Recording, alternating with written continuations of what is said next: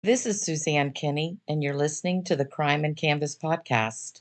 In the previous episodes, we discussed how Frederick R. Koch arrived in my mother's life, the incredible artworks he sold her, the randomly decoded handwritten notes, and my own research that led to Miami discoveries and the challenging fight for authentication. Today, we're unraveling one of the deepest layers of this entire story, a mystery that started with cut paintings and a vague explanation and led me to a fire that changed everything. Welcome to episode 6, the 1991 fire tantrum and the timeline. When Mr. Koch first arrived selling my mother Mary artwork at her flea market booth in Okeechobee, Florida, some of the pieces were visibly cut. I mean, literally sliced right out of their frames. This includes the Van Gogh painting, one of the Picassos, and two of the Jane Peterson paintings. Beyond being cut, some of the artwork also had visible water damage. To truly follow along with the evidence we discuss in this episode, please visit crimeandcanvaspodcast.com and click on the Evidence tab in the top navigation.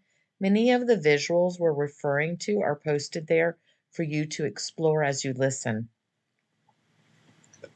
He told my mother that the artwork had been saved from a fire at an art storage warehouse. I remember asking my mother, "What does that even mean?" She said she didn't know. Nothing further was ever discussed about it. And honestly, at the time, we had never even heard of an art storage warehouse. When we review the handwritten notes from Mr. Koch's visits with my mother, notes that we are trying to decode in episode 3, there are several mentions of a Washington art storage in Miami. For years, my mother and I always thought the fire he mentioned must have happened at this Miami location. I remember my son, daughter, husband, and I spending countless hours searching through news articles online trying to find this fire in Miami, but we always came up empty. During the same time was when I found out who Ed Koch truly was, Frederick Robinson Koch. And with that discovery came the even more shocking realization he was alive. It was actually my son who found him, along with his twin brothers. Details about their infamous lawsuits and their well known dislike for each other, it all fit. My son also found contact information for John Olson, who was Frederick Koch's companion. I emailed him, including photos of all the artwork, and funny enough, Olson's very first response to me was that Frederick was off on a yacht at the moment and that he had sent him a fax with the photos. Ironic, isn't it? As we discussed in episode 1, Frederick had told my mother stories of a luxury life that included yachts. Looking back now, knowing that Frederick never traveled without John, that first email was a massive red flag that I wouldn't fully grasp until much later. Then, at the end of January 2011, I received the last email from John Olson, sent on Frederick's behalf. I quote, "He, Mr. Koch, has never owned or possessed works by Calder or Picasso, Jane Peterson, etc. He's never been fond of, let alone collected works of this time period." Olson also claimed that Mr. Koch had never been to Okeechobee, Florida. Oh, and he also stated that they have a database keeping all their purchases, sales, and donation records going back 40 years, and that none of the artists I emailed about were in there. This was the first mention of any database. Why would we believe a database they themselves created, especially if they wanted to cover this whole thing up like it never happened? Creating such a database, they might figure, is a perfect fix, unless an insurance company like Lloyd's of London has insured specific pieces, but we can't get anyone to help prove that. If Fred never liked or collected artwork from the artist my mother claims he sold to her, Why would you even need to check your database? And why not just say that in the first email instead of the off on a yacht and needing to fax him story? That's when I decided to Google any variation of Frederick Koch and art he would have sold with Sotheby's or Christie's. And upon my search for Frederick Koch and Sotheby's, what I found next was confirmation. The top result was an article title that read, Art Market Victorian Values. Official objections in a disastrous fire ended an American millionaire's plans for a museum here to show his splendid 19th century paintings. Now he is giving up and selling up. After reading just the headline, my stomach turned. I just knew there was something special about this article. Up until this point, we had no answers, and now here it was, staring back at me. I had found the art storage warehouse fire.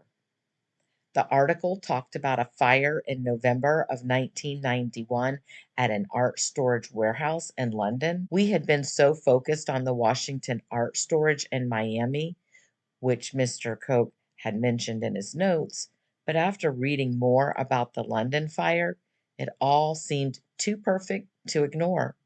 The article uses Frederick Koch's name and explains that he never speaks to the press and doesn't allow the auction houses to use his name. It even stated identifying the paintings that belong to him have been a little problematic, which has been proven true over and over again when trying to prove he sold my mother this artwork. The dots were slowly starting to connect. I truly believe that many of the pieces of art Frederick Koch sold my mother were from that specific fire that happened at the James Burlow storage in London on October 7th, 1991. The fire was ruled suspicious and remains unsolved to this day. The fire fit with the timeline. The fire happened barely a month before Frederick first showed up at the market in Okeechobee in November of 1991.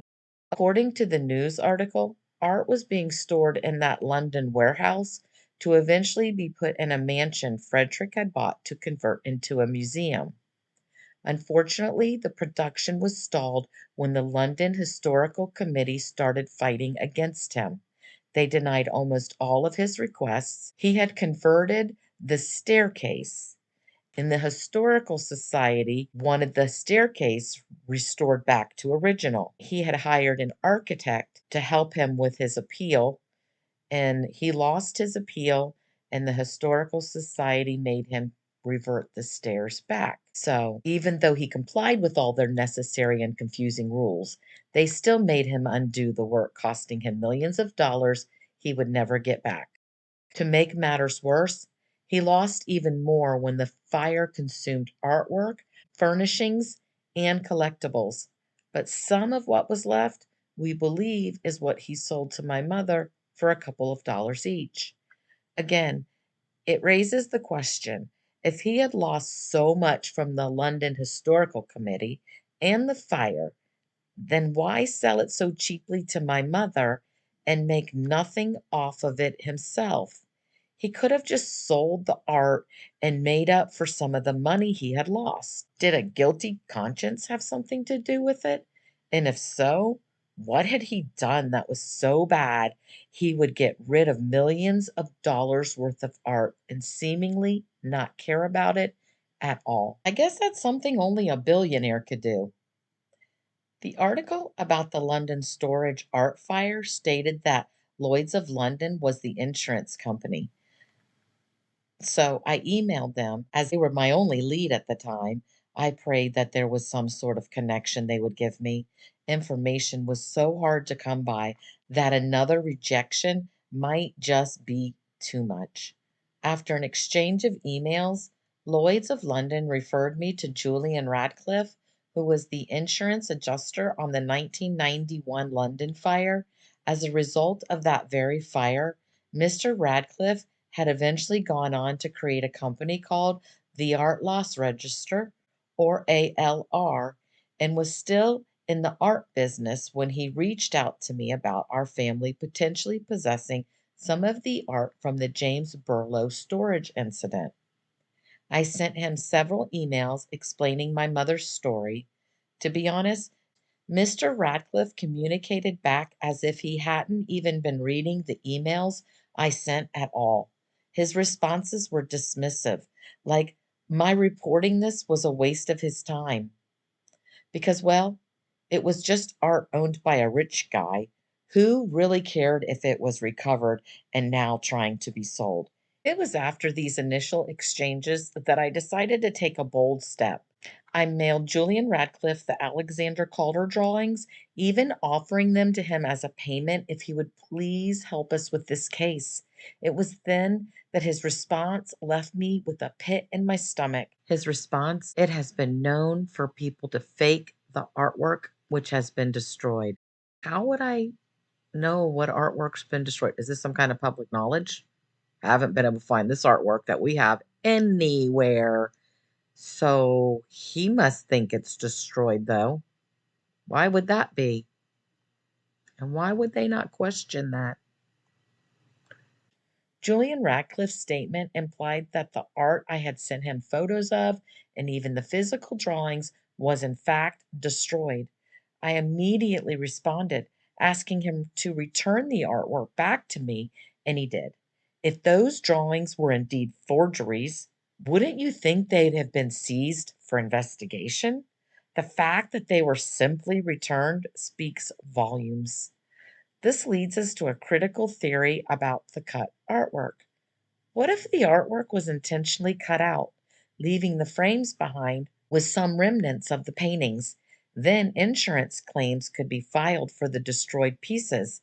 But the artwork didn't actually burn, just its frame and outer pieces left from the cutting of the paintings, which could be why Julian Radcliffe would be so convinced that they were destroyed, because they had seen the destroyed remnants with their own eyes. It's strange that all the canvases were cut this way. News reports confirm that not all belongings in the fire were destroyed. A lot was recovered.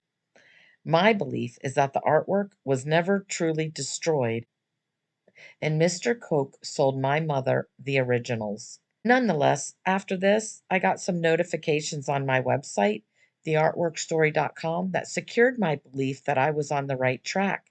There was a series of visits from Google searches with different variations of Frederick R. Koch, Sutton Place, art fraud, and Frederick R. Koch, John Olson, art fraud. What art fraud were they looking for?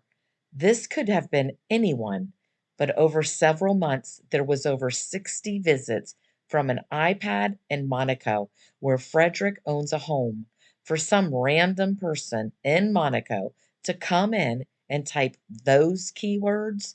It seemed far too unlikely to be a coincidence. It all was too much of a coincidence. As Nancy Grace once said, there are no coincidences in criminal law.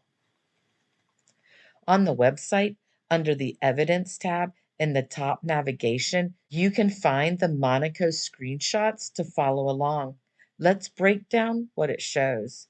Shows searches for Frederick Koch art fraud, Frederick Koch John Olson art fraud.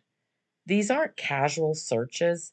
This is someone desperately looking for their own name linked to art fraud and their alleged accomplice, John Olson. Who else would search those terms in such a specific way unless they were concerned about exposure? The Monaco IP address? Multiple entries show these searches originating directly from Monaco. This is crucial because Monaco is a non-common law country. A specific detail from the mysterious 1994 letter written to the Isabella Stewart Gardner Museum, that letter stated the art was being stored in a non-common law country chosen for legal protection. The direct alignment between the IP address, the letter, and Koch's known residence is undeniable.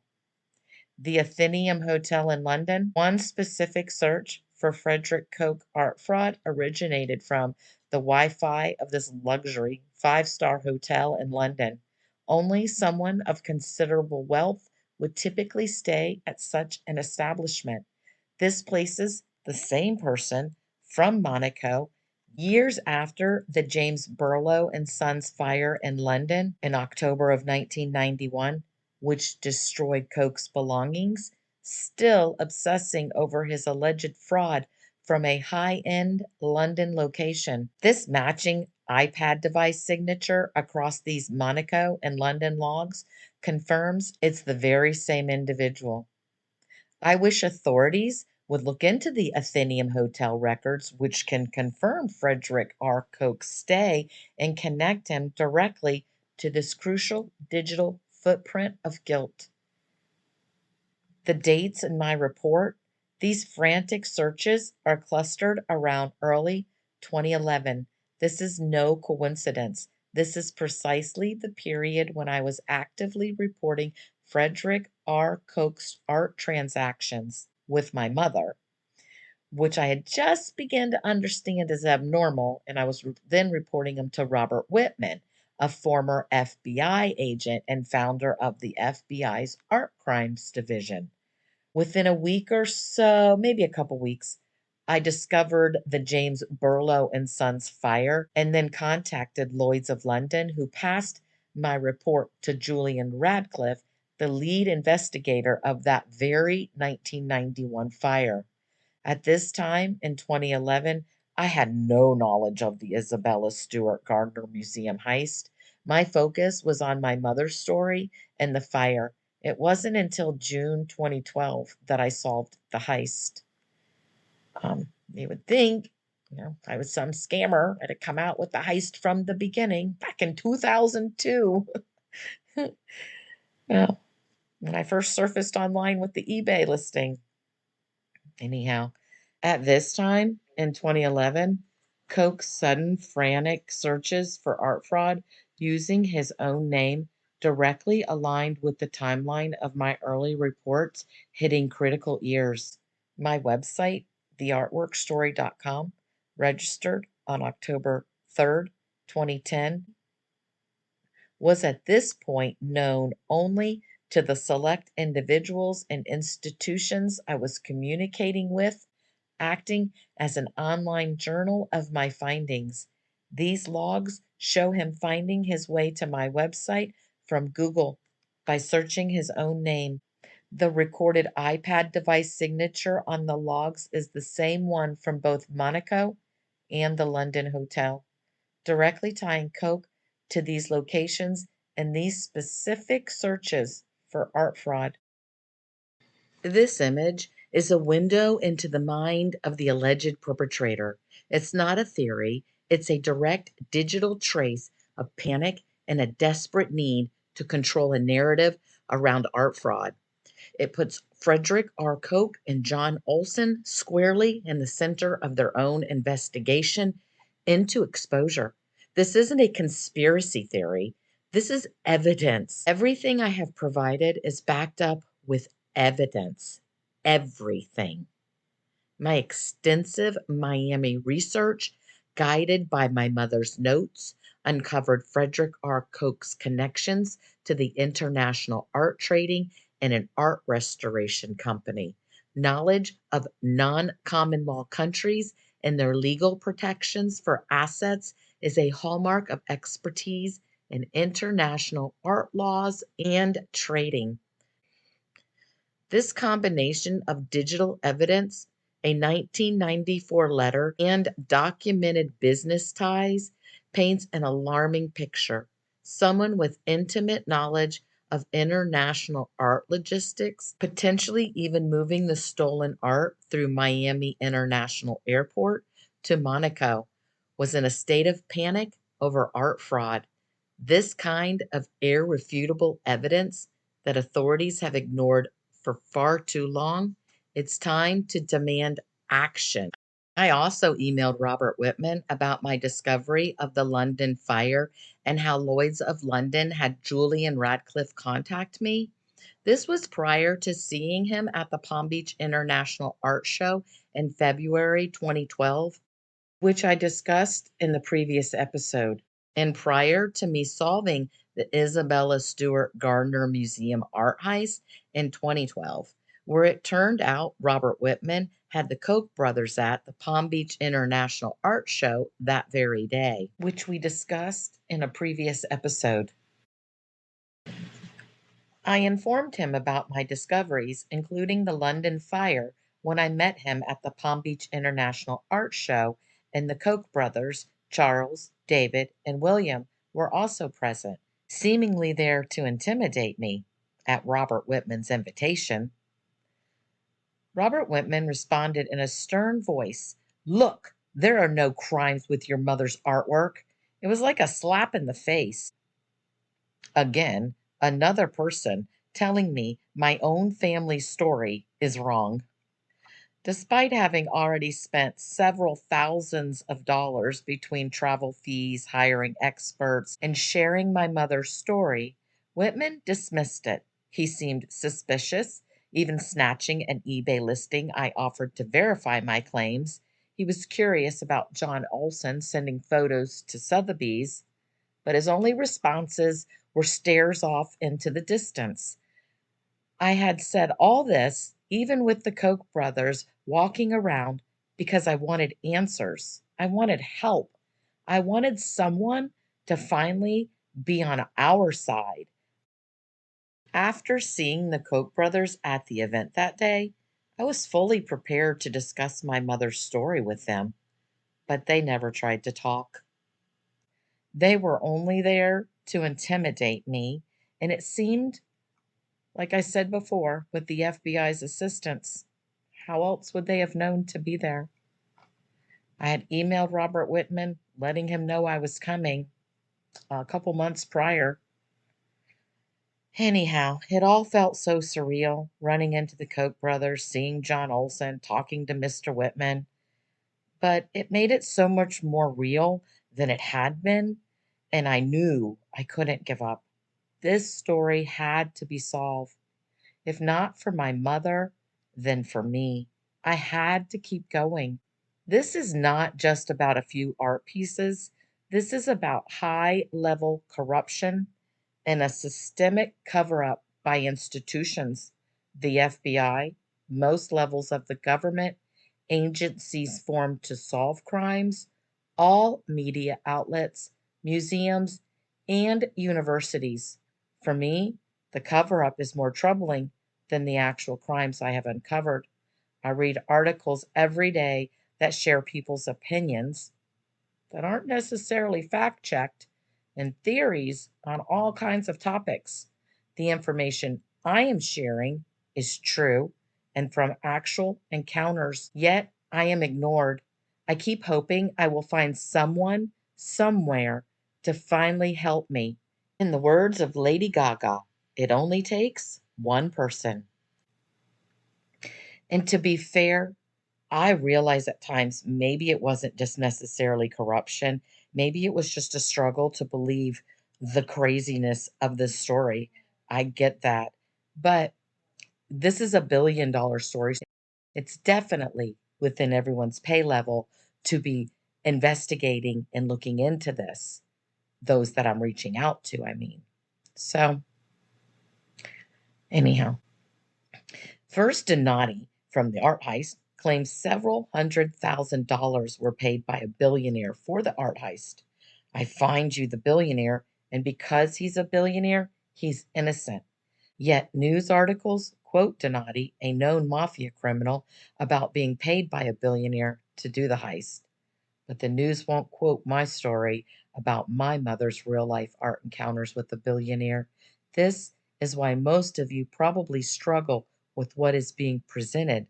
You never see my art heist theories reported in the news. We discussed this more in episode 8, Media Silence, Institutional Silence, and Cover Up. Second, most of the artwork is gone. We don't even know where it is today. So once this story makes news, there'll probably be a bunch of people coming forward with some artwork. How exciting will that be for them? My goal is to prove I solved these crimes, not to get this artwork authenticated. I want to prove that those involved in these art crimes are Frederick R. Koch, John Olson, and William Koch.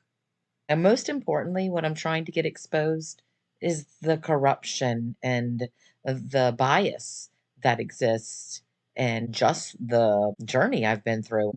The theories I presented at crimeandcanvaspodcast.com and the artworkstory.com include facts with supporting documents. They are just as worthy to be heard as reported statements from mobsters or people who deal with mobsters. It seems as if these mafia mobster theories are the only theories the news wants to report on. Theories that can't be fact checked any better than the theories being made by me. Though I will say my final theory does include the mafia, but not how it's being reported. That we will discuss in the next episode. Let's look at Frederick R. Koch's background. News articles from his family's history reveal a deeply complex picture. At one point, when their father was alive, his family list with everyone's name, including the sons, and Frederick was removed from that very list.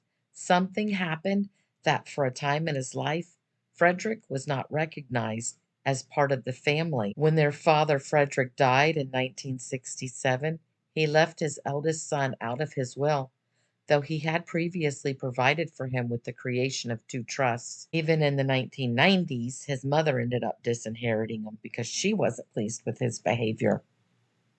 According to court testimony from Charles, their father removed Frederick from his will because he had been repeatedly stealing from him in the years before his death and then lied about it when confronted with the evidence.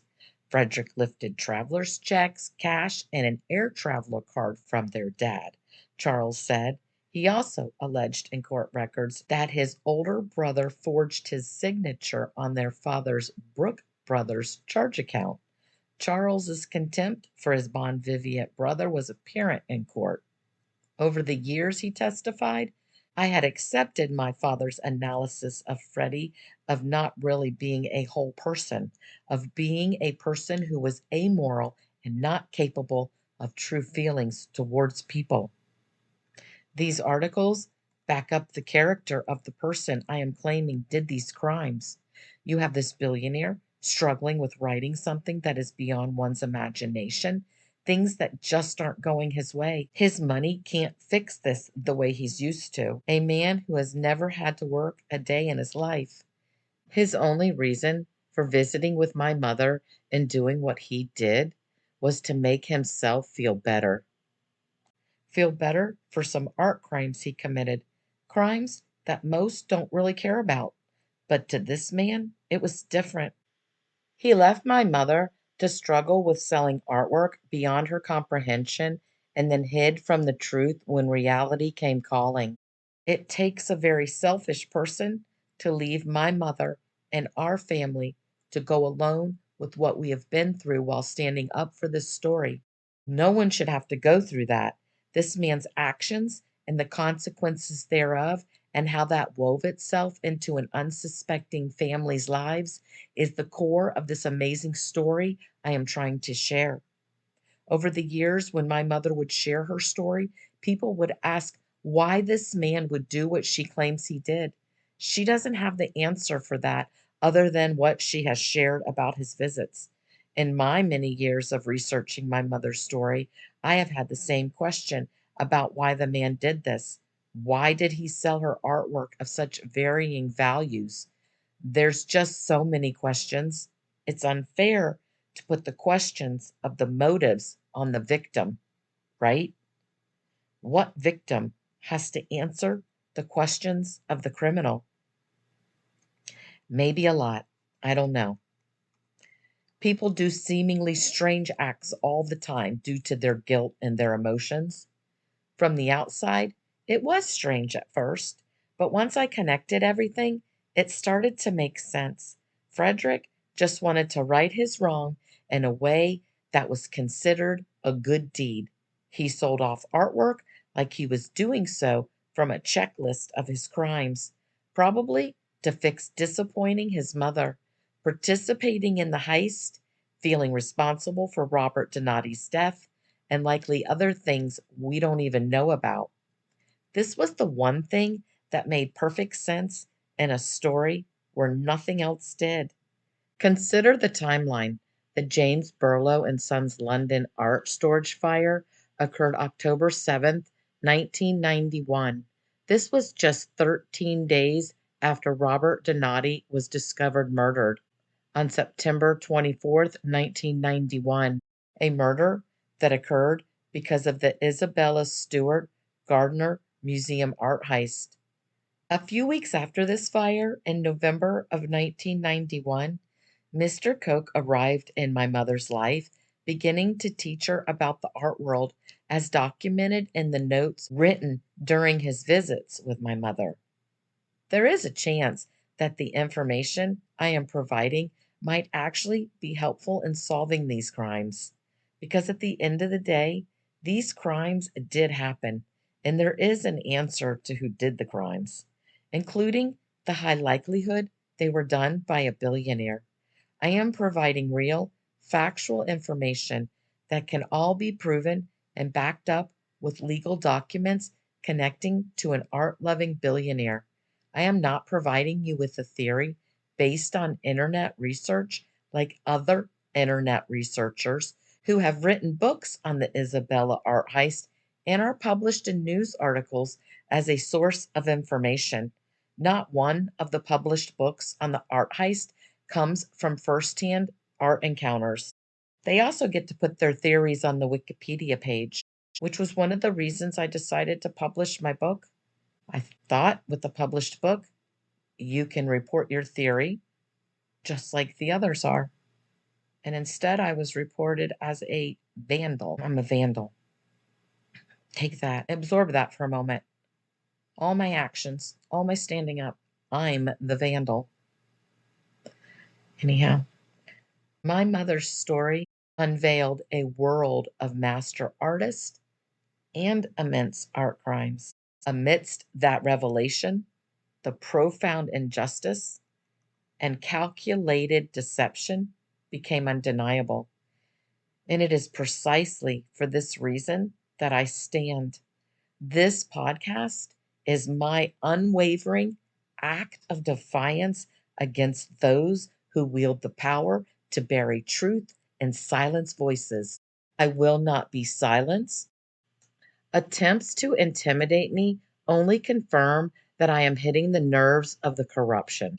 My mother's story is a living testament to a systemic corruption, highlighting the desperate need for powerful accountability and the very foundation of justice.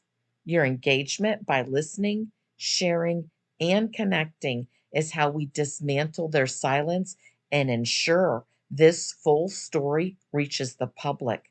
We are building a community where every unheard voice finds its strength. The time has come to demand that justice is served and truth prevails. In our next episode, episode 7, The Checklist, The Heist Solved, we discuss the heist and Robert Donati along with the checklist that I put together. I urge you to take action. Email info@propublica.org to demand coverage of my 15-year fight for justice. Tell them you've heard the evidence on the Crime and Canvas podcast. Use hashtag Crime and Canvas podcast when you share this episode. And remember, if you're going through a similar struggle, if you have a voice that needs to be heard, visit uhv.news. I started uhv.news because every voice matters. Thank you for joining me on the Crime and Canvas podcast. This is Suzanne Kenney. I'm grateful for your time and your willingness to hear this story. Let's always remember the truth is still the truth, even if no one believes it.